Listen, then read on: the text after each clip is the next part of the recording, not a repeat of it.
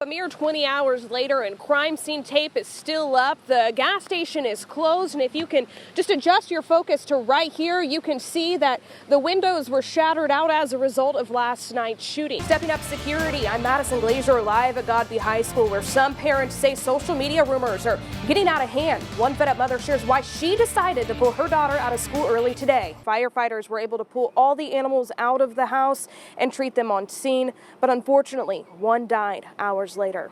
And what was supposed to be a honeymoon for the Golf Salinas has now turned into a very different situation. I'm just going to go ahead and step out of the way so you can get a better look at how quickly this river is flowing behind me. Take a look at this tree behind me. You can see the roots actually stand taller than I am, and the other half of this tree lies inside the home of a local teacher. Now, these views are all too familiar for the people here in Madison County. This line is entangled into this tree behind me that blew over during the storm last night. You can also see those crews are already out here on hand working to try to remove the tree from the lines to restore power in this area. But I'm here to tell you about these linemen. What happens when the lights go out and those power lines are down? These men have to come save the day. They automatically respond, put boots on the ground, go up in trucks like this, just to make sure we all have electricity just as quick as possible. I've got to tell you that the atmosphere is electric. We've got the FSU's marching band playing, as I'm sure that you can hear them in the background. We've got the greats behind us, Team 40, the girls lined up, speaking to their fans, young and old. I feel like just another number. I don't feel like a real person because this isn't a living condition. We was pretty much homeless. We was sleeping on the floor, on a mattress. They're right. The problem is too big for any one entity. This is Hurting for Housing, an up-close and personal look at how people in our viewing area are trying to find a safe and affordable place to call home. Good evening and thanks for joining us. I'm Madison Glaser. Across the country, communities are experiencing an unprecedented affordable housing shortage. Residents in our neighborhoods knowing the issue all too well. For many families and students, finding permanent housing can be daunting. From extreme rent rates to a lack of availability. During this half hour, we'll explore this issue, talking with people on both sides of the state lines about the challenges they're facing and how leaders are working to find a solution. One of those people include the White family. After a slew of setbacks, they've been living out of their car just to survive. It took a lot for them to come forward with their story, but they decided to share it in hopes it opens eyes and brings about much needed change. For Darren White and his wife, this Hyundai has become home. This is my bed. 4-car doors instead of 4 walls. Public restrooms instead of hot showers. Reclined seats instead of warm beds. And one breakdown away from losing it all. My main priority is to, get a roof over my pregnant wife and kids' head. Before getting to this point, Darren White, his wife Carrie Mormon, and their 2 children lived in a home on the south side of Tallahassee. They used to us being together. Me and my wife be in the room sleep, my son and my daughters, they come run in there unexpectedly. They jump on the bed to wake us up.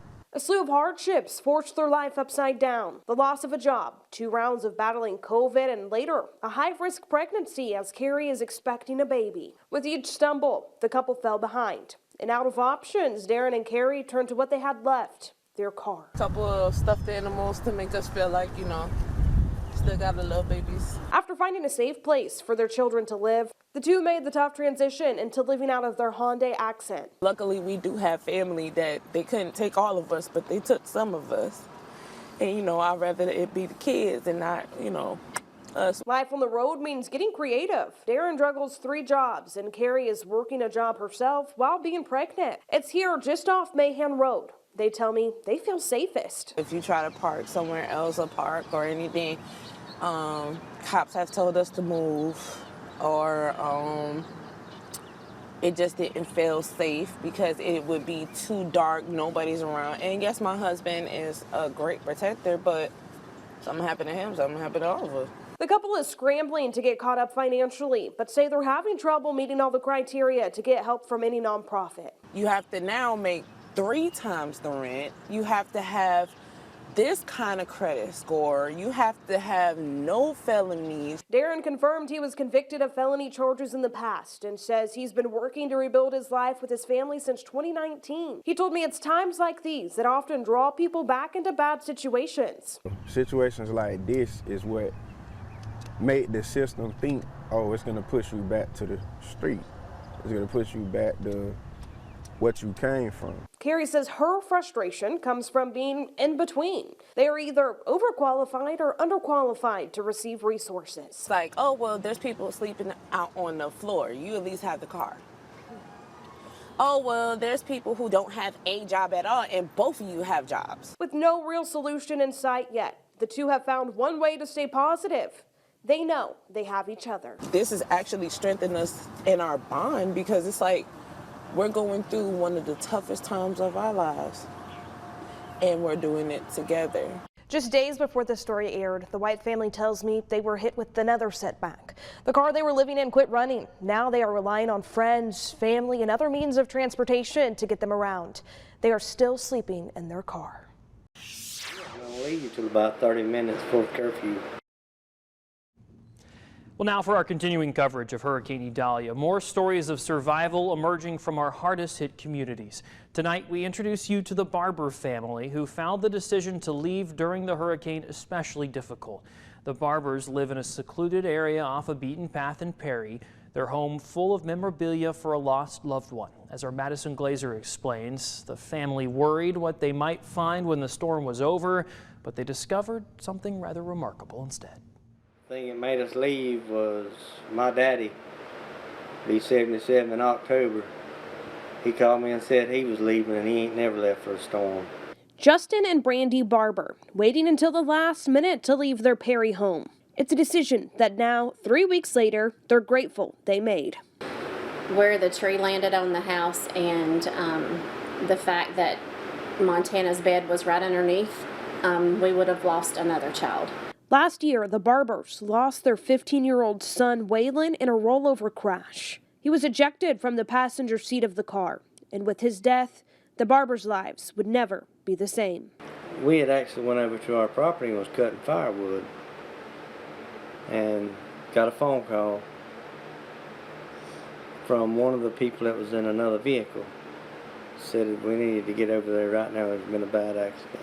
The Barbers saying that Waylon had only lived in Perry 8 months prior to the accident, but left a lasting mark on the community. I couldn't tell you how many people were in our house. The school system brought in chairs everywhere for excess seating and tables and extra refrigerators for the food, and I mean and that was the public school system and the private school, and it's like he brought everybody together.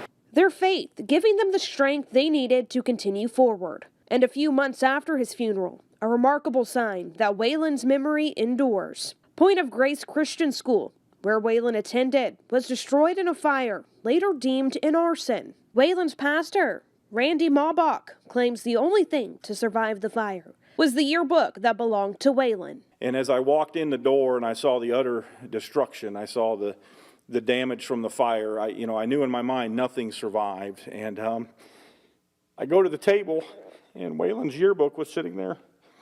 Everything on the table was destroyed. The office was destroyed, and Waylon's yearbook was still sitting there with the plastic still in the wrapper. As more time has passed, the Barbers say the community continues to rally in memory of Waylon, with spirit days for the cowboy, as Waylon was known, and different days of honor. When there is a tragedy or like the hurricane, or we don't have to have everybody else. We appreciate everybody coming in, but it seems like tragedy draws this community even closer. The latest tragedy to pass through Perry, destroying the Barbers' home and their property. But yet again, Waylon's presence prevailed. Just one room in the Barbers' home was left unscathed. Waylon's bedroom, full of the family's treasured memories. It was breathtaking. We were in a state of shock, first of all, when we actually pulled up and seen the damage. And when we finally got to where we could cut our way in to the house and come through and assess, and we got to his room, and we could have probably stayed in there and been okay. While this is the storm they are currently weathering, the Barbers say they feel blessed and hopeful for the future. We don't understand why he took Waylon, but thank God we have our other children, and thank God, through this, Montana wasn't in her room And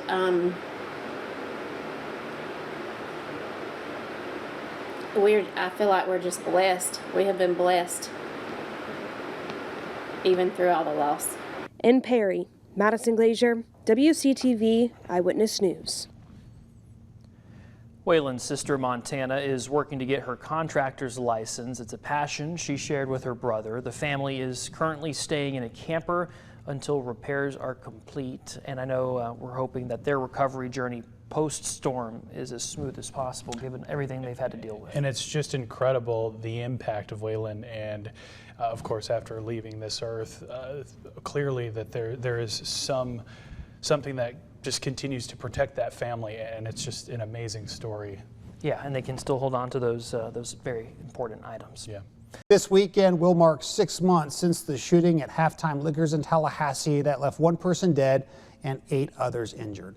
Investigators believe a feud between gangs based in Gadsden County came to a head in a parking lot where dozens of people were celebrating an event-filled weekend. Our Madison Glaser talked to one survivor who's sharing their story for the very first time. I was there for my daughter's birthday and meeting up with some friends just to, hang out for a little while, and we had just hanging out, having a good time. October 29th, 2022. That's the night Marcus Kelly says he was celebrating with his daughter just off Pensacola Street. As he left his wife inside the liquor store and stepped out to his car, the evening took a tragic turn. I was getting me something to drink, dancing to myself, and shots rang out, and I ducked for cover. The shots sending Kelly and dozens of others ducking for cover. He says he turned to see where the bullets were coming from. That's when he was hit. The bullet went through our vehicle, the rearview mirror part went through the vehicle, and then it hit me in the forehead and bounced off. Stunned and bleeding. Kelly remembers officers giving him medical attention and a desperate plea from his wife, who feared the worst. When they put the sheet over me, my friend's wife, they hollered and screaming over my head. I don't know what's going on, but till my wife said, "No, don't let my husband die." And they thought I was dead because they put the sheet on me. Demario Rowe Murray was also caught in the crossfire, but he did not survive. It definitely rocked my world. It changed me forever. It did. Murray's friends are using this time to reflect on his impact. He was the smallest of the pack, but again, a brother to us. Murray's friends say he went through life with a full heart and would give the shirt off his back to anyone. A loving guy that loved his daughters, loved his family, loved his mom.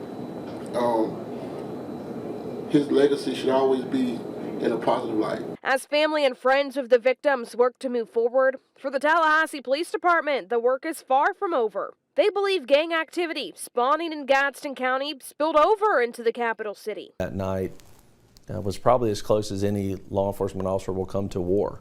It truly, with that many rounds fired in that short of a period of time, was something most officers never experience in their lifetime. TPD Chief Lawrence Revel says there were nearly 50 officers proactively in the area before the shooting started. Many of those rounds were being fired around over those marked patrol cars, which tells us that there's just a complete and blatant disregard for law and for law enforcement. More than 80 shell casings were found at the scene, according to court testimony from an FDLE analyst late last year. Months later, Revel says there have been several instances of heavy gunfire in Tallahassee. In the last week and a half or so, we've seen 2 actual shootouts, where multiple 40-plus shell casings are recovered. He says the department is at a critical time and more needs to be done to address these types of crimes. That kind of lawlessness, that kind of wild west, can't continue. And so we are doing everything that we can do with the resources that we have